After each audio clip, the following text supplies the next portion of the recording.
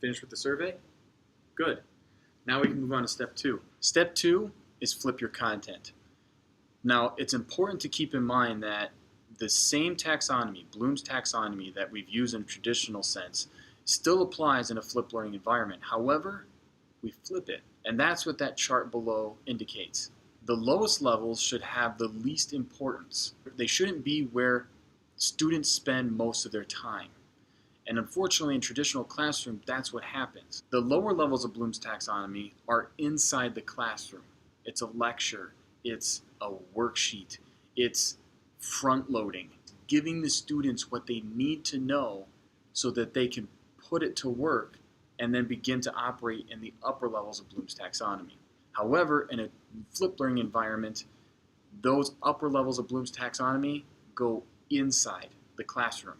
Why? Students now have time to struggle and collaborate and create with the expert inside the classroom. So with all the studies that were reviewed, it was very apparent that every single researcher made their best attempt to really analyze what it was that they were teaching.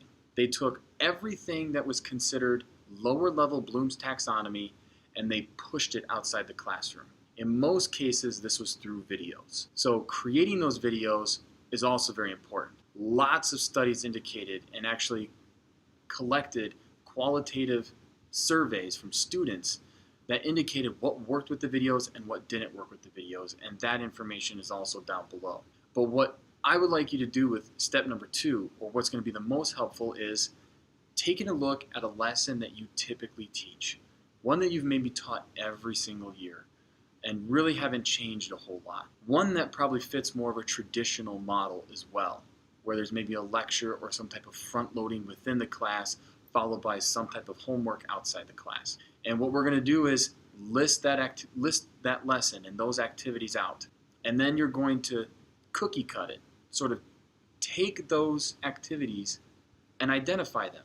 This activity would fall where in Bloom's taxonomy? If it falls in the lower half, is there a way that we can actually have students do that before they come to class? Is it an activity that actually falls in the upper level of Bloom's taxonomy?